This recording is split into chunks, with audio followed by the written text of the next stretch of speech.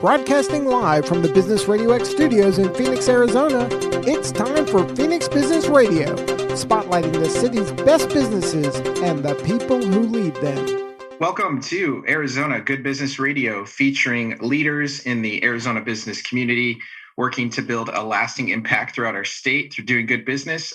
I'm your host, Thomas Barr, Executive Director of Local First Arizona. We are a statewide organization advocating for and celebrating locally owned small businesses, and we're the largest local business coalition in North America, providing resources to over 3,000 small businesses in our great state. I am really excited today for our guest, Scott Martineau. He is the co-founder and chief marketing officer at Keap, formerly known as Infusionsoft, as I was introduced to it 7 years ago. He served in several different senior management roles at Keap since founding the company. Scott, welcome to the show. Thomas, so good to be here. Thanks for having me today. Absolutely. I am personally just really excited about this conversation. I actually have been a user of the software and familiar with the company since I joined Local First 7.5 years ago. Has always been a great partner of ours. My first icon, I think, was in 2013 or something like that. And it's just been exciting to see the development of the company. If you're in Arizona doing business right now and you don't know Keap, I'd be surprised. But for those that haven't heard from you or maybe need an update, let's hear about the company, hear about your experience with it. Great. Well, just a quick snapshot is Keap's a software company, and we have sales and marketing automation software specifically built for entrepreneurial small businesses. And so what sales and marketing automation software, it's a combination of a few things. One is CRM, so it's the core customer relationship management system, and it's combined with marketing automation tools that allow you to do automatic follow-up and sales automation tools to help you make sure you can close the sales for your hot leads. And then we also help with payments so you can actually get paid, which I know at least most entrepreneurs care a lot about. So that's a summary of what we're at. I assume we'll get in a little bit more to kind of our backstory, but we're a locally born and bred company. My wife and I both grew up in Mesa, and Clayt and his wife, which is my sister, grew up in Mesa. And then my other brother is our third co-founder. And we've been in Gilbert, we're currently in Chandler. And we've always loved the fact that we're building a business here. As we went through our journey and raised capital and so forth, there was always this, well, are you going to move this to the valley? I'm like, no, we're in the valley, not the other valley. Right. And so we just love the fact that we're here, and we have an amazing team that wakes up every day to go help entrepreneurs. So I love what the mission that we're up to, and I love what you're up to too. Local First Arizona, it's fantastic. Just anything that we can do to support entrepreneurs is, I know, so helpful. A lot of times business owners just feel alone and they need support and help. So love what we're up to. Yeah, and going back to that, the piece sharing, growing the company in the valley here and not the other valley. You've, as a company, somewhat been on an island in that space of tech, right? And it's grown over the years, but there's not many large tech companies headquartered in Arizona. And I'm sure there's been maybe pressure or, question marks from investors or just people in general about, how is this happening in Arizona, or why is this company in Arizona? Has it always been a commitment from Keap and the founders of, staying committed to our state? And what have you chosen to do to kind of make sure that you guys are embedded in the community here? Yeah, well, it's probably the funny truth is it's probably as much a we'll show you. If you know Clayt, my co-founder, if you want to see something get done, just tell him it can't be done and watch what happens. So there was a lot of that, admittedly, as we were going through the process. But also, I think this is sort of true to the entrepreneurial story that we're all about, which is entrepreneurship is about you bringing your unique self and your unique offering to the world in your unique way. And so I think we just always felt like, hey, why would we go, create some version of us that's not us. Let's go build this where we are. There's some practical reasons why we would never leave anyway. But yeah, I think it's been a commitment from the beginning. We've had satellite offices so we could serve our customers better. We have customers all over the world. So we've had an office on the East Coast and on the West Coast as well, and one up in Utah. And we've found that actually it's just better for us to stay centralized. And I think, in today's COVID world, I think the idea of where you're headquartered sounds like it's probably going to end up being less important for a lot of other people. But I think it's always been, it's been important to us that we've been in Gilbert. It's been less important that we're all, we're where the hotbed of tech startups are. So yeah, I think it's been fantastic. Cool.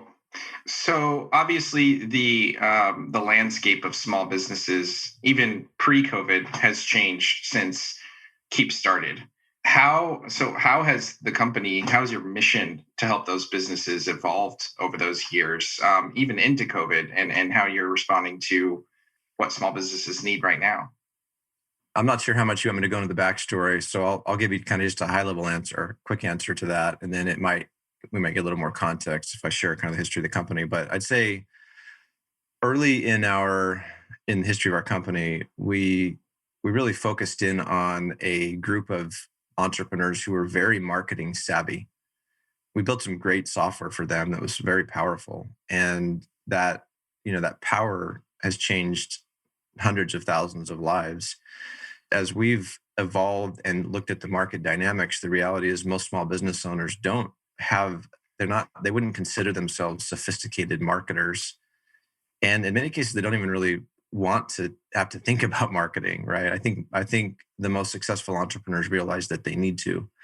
So I think probably the biggest shift we've seen as we've navigated is our mission today is about simplifying growth for small businesses. It's really about creating growth without the chaos.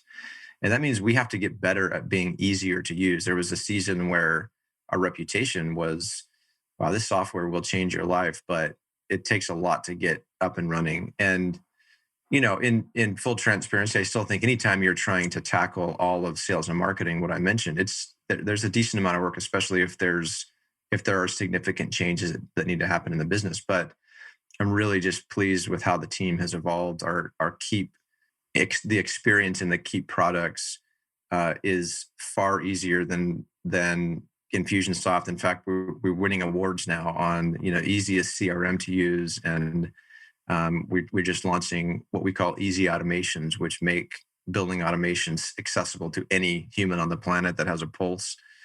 So I think that's probably the biggest shift is we need to make things easier so that it requires less effort. That's really what, most of the energy we spend is how do we make this easier for small businesses to get the benefits of automation without so much of the cost. I think specific to COVID, I think really it's been a fascinating time. We've had from a growth standpoint inside of Keap, it's been a fantastic year for us, despite how much turmoil is going on. And we've seen two things. One, there are businesses that are just, hit so hard that they are crippled. But what I love about our customer base is the grit that is there. And we see it over and over again. And it's so inspiring to watch people who one day wake up and say, man, am I done? And their minds go to the place of saying, what is it going to take? How do I need to innovate? And we've seen some of the most inspiring stories in COVID is as business owners just dig deep and they go innovate and change models. And I was just watching, we've got a big campaign, a docuseries called Big Grit, which people can go to our website at keap.com and see that. But one of the stories I was watching last night is Brooklyn Music Factory. And he was specifically talking about how when COVID hit, he was in this sort of existential crisis. Like, is this an opportunity or is this devastating? I think was the quote, if I remember it right. And then he shared how he leveraged this opportunity to basically take his entire program online, which he'd been thinking about for years and thinking it would take him forever to do it. So he's kind of dragging his feet. And then all of a sudden he's like, and now we're here. And so I just, I love the fact that we get to serve entrepreneurs and we get to watch that grit come through in times like this. Yeah, that's, a similar experience from our perspective at Local First. It's, as this thing came through and hit, especially in Arizona, that mid-March period, it was I would say 3 weeks of just, utter chaos and panic.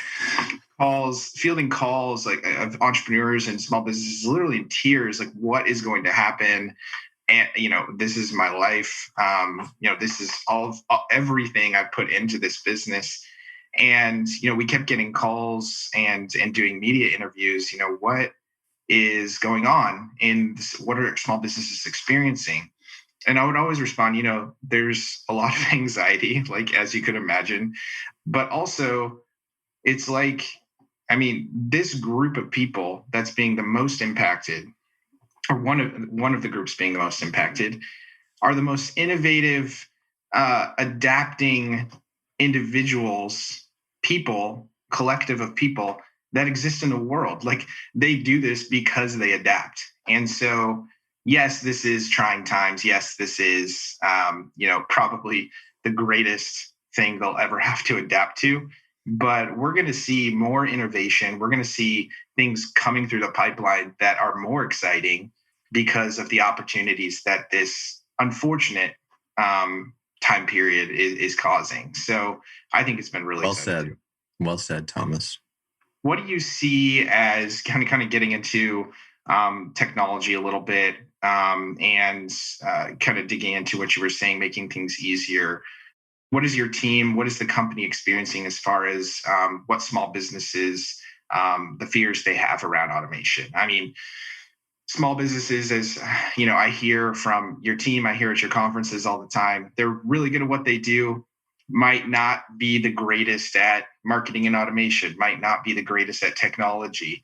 How do you, as a company, mitigate those fears? How do you commit to solving those problems? And even talking about lifecycle marketing and really getting into the tactics and strategies that small businesses can implement through your software. Talk a little bit about that. Great. Yeah. So I'll actually just start with a story. So we actually started this business as a custom software company back 2 decades ago. And it's a really challenging business to be in.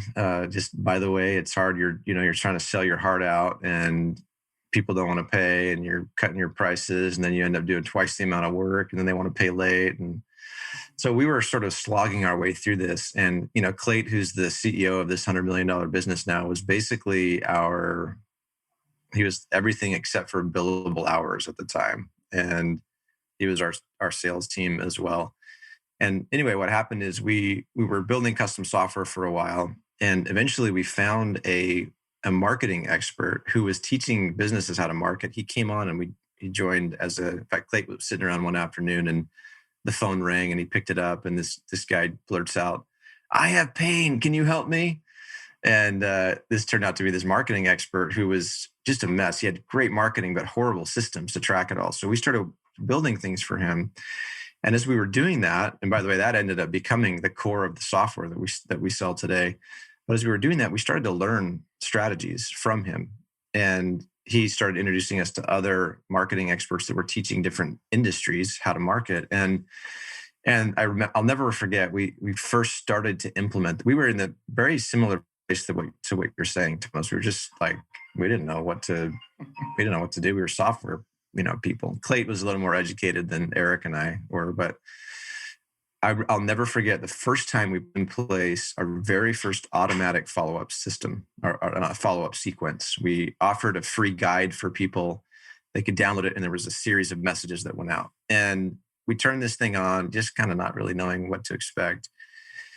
And I remember Eric and I are coding away one day, and Clayt walks in and was like, "Guys, this is crazy. Like, I just got this email from somebody, and he said he was ready to buy, and I've never even talked to the guy."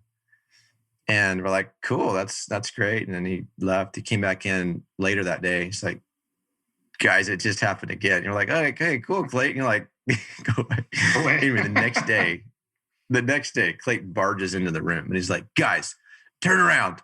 Look at me." He's like, "We are on to freaking magic. This stuff is amazing. It just happened again." And I cannot believe, what's going on with this automatic follow-up. So honestly, I think one of the first things that we have to do is help business owners recognize that there's just an easier way. You don't have to be the one that does every there's a way to leverage automation in a way that can grow your sales and do it without you having to be the one that spends all of the energy. And so I think it was great for us to have that experience because it's sort of, baked into us the value of what it is that we're providing.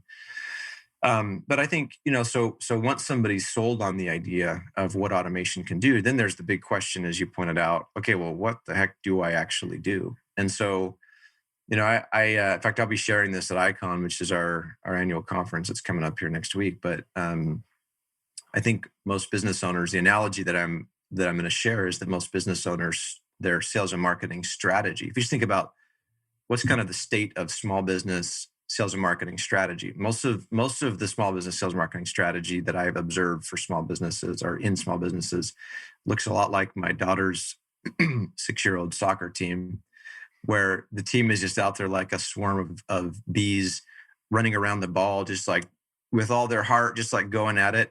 But there's not a lot of structured plays. If you maybe compare that to a professional team that has structured plays and playbooks, and people understand the role of each of those plays and what it's out to accomplish. And so we've spent a lot of time developing a methodology. It's founded, we call it lifecycle marketing is sort of the underlying principle, but it helps business owners to think through their sales and marketing strategy by looking at their entire customer journey and deciding, okay, what are the plays I need to run?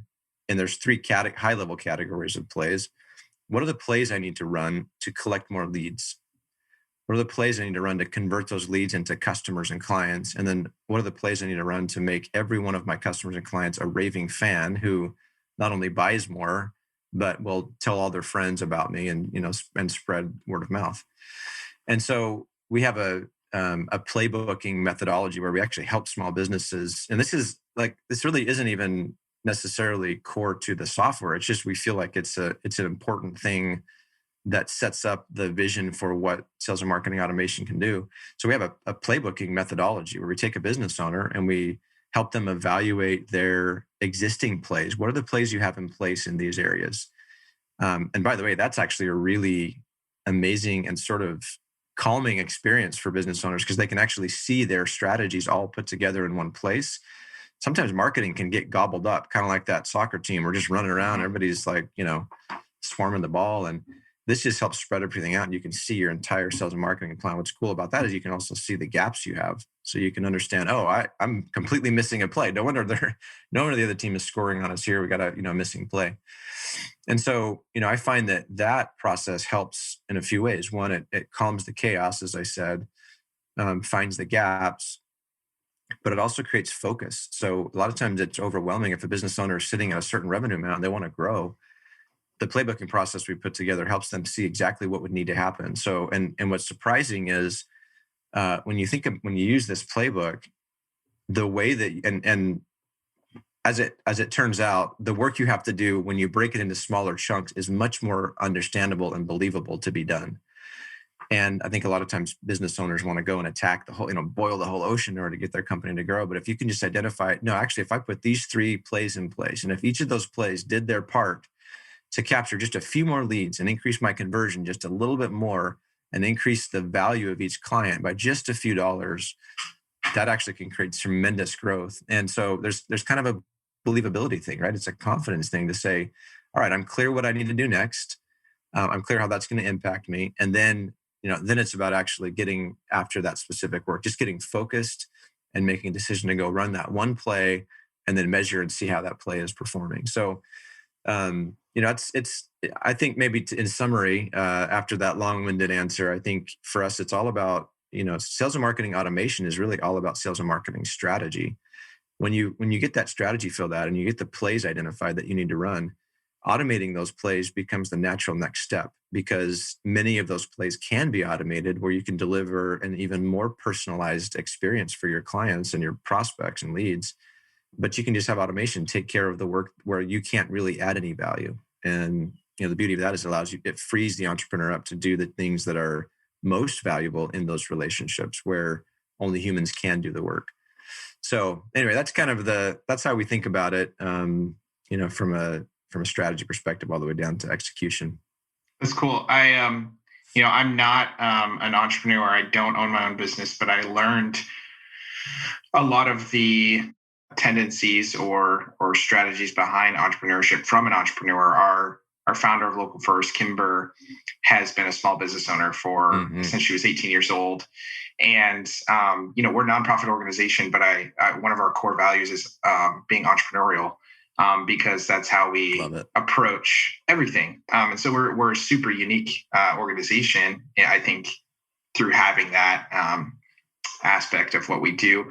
And it is once you, if you, have the perspective of, entrepreneurial mindset, you want to, boil the whole pot and tackle these big things. And, it's go, go, go. But these practices of setting your playbook, like you're saying, your tactics, your real strategy, and narrowing down those things, it is probably the most important part, because you can go after everything, but without a plan, without a strategy, you end up just throwing too many things at the wall that don't stick. Yeah. So, yeah. Let me. I realize sometimes when we talk about playbooks and plays, it's a little abstract. So let me just give an example of something I see. This is just an example. There are many I could share, but if somebody, let's say that one of your listeners has a consultative sales process, meaning they'll do some sort of a free consultation or a meeting to assess things. And, if they took a step back and they looked at their conversion rates, how often when I have one of these consultations, is it resulting in a sale? Let's say that I evaluated that and I'm closing at a 30% rate or a 20% rate, whatever.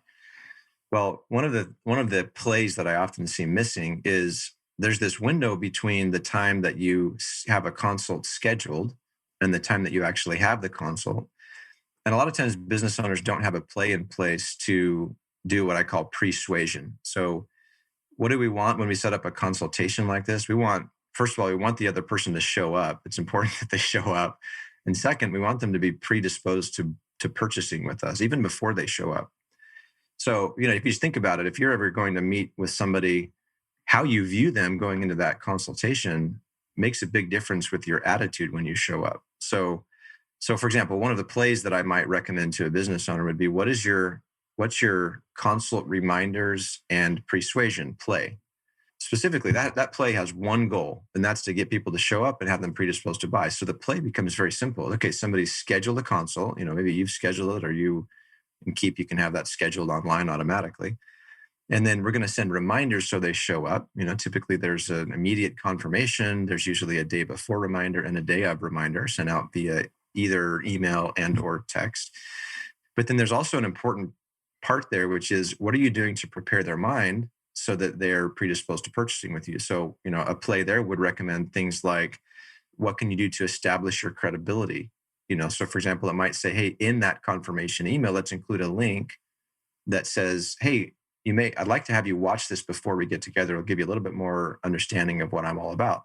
And then that person can watch the video, and now they're having this experience where you're able to create this experience for that prospect or lead that has them looking at you and saying, oh, wow, this person, they really know their stuff, right?